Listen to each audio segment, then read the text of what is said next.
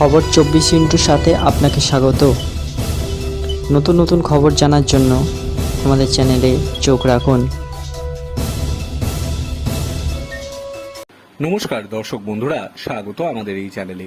আরজিকর কাণ্ডের আবহে শাসক দল তৃণমূল যথেষ্ট অস্বস্তিতে। এরই মধ্যে তৃণমূলের অন্দরের কাজিয়া চলে এলো প্রকাশ্যে।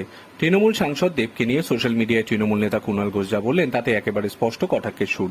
মুখ্যমন্ত্রী মমতা বন্দ্যোপাধ্যায়ের নাম সরিয়ে নিজের নাম বসিয়ে দিয়েছেন দেব, এমনই অভিযোগ তুললেন কুণাল ঘোষ। সোশ্যাল মিডিয়ায় একটি ছবি প্রকাশ করে এমন অভিযোগ তুলেছেন তিনি।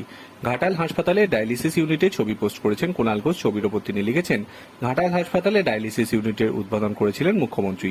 2024 সালের 12ই মার্চ উদ্বোধন করা হয়েছিল। সেই সময় কর্তা ব্যক্তিরাও ছিলেন সেখানে। কয়েকদিন আগে গত 4 সেপ্টেম্বর সাংসদ দেব ওটাই আবার উদ্বোধন করেন। উদ্বোধক হিসেবে মুখ্যমন্ত্রীর নাম বদলে দেবের নাম দেওয়া হয়। কুণালের বক্তব্য, মুখ্যমন্ত্রীর নাম শুধুমাত্র অনুপ্রেরণার জায়গা পেয়েছে, এতে এলাকার মানুষ অবাক হয়েছে বলে দাবি করেছেন তিনি। দেখবে কটাক্ষ করে কুণাল লিখেছেন, সুপারস্টার বলেই এই বেজনীর সাহসী কাণ্ডটা করা যায়, শুধু রিলেন নয়, রিয়েল হিরো। তিনি আরও লিখেছেন, সুপারস্টার একেই বলে। শেষে লিখেছেন, অভিনন্দন দেব। দেবের বিরুদ্ধে কুণালের এই অভিযোগের কথা শুনে বিজেপি নেতা সজল ঘোষ বলেন, আমিও অবাক। তার দাবি, দেব নিজের নাম লাগাতেই পারেন আইন অনুসারে। কুণাল কটাক্ষ করে সজল বলেন, এরা এমন একটা ভাব করে যেন বাবার টাকায় কাজ করে। ফান্ডের আসল মালিক তো আমরা, পাবলিক। এত বড়াই করার কিছু নেই। সজলের দাবি, কুণাল ঘোষ নিজের রাজনৈতিক অস্তিত্ব টিকিয়ে রাখতে এই কাজ করছেন।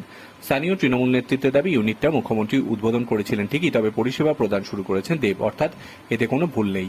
উল্লেখ্য, আরজিকর কাণ্ডের সাম্প্রতি আবহে ঘাটালের সাংসদ দেব বলেন, এই কন্যাশ্রী রূপশ্রী বেটি বাঁচাওয়ের কোনো মানে নেই যদি আমরা আমাদের দেশের মেয়েদের বাঁচাতে না পারি। ঈশ্বরা যিশুর রাজ্যের নয়, গোটা দেশের, সেটাও উল্লেখ করেন দেব। Bureau report.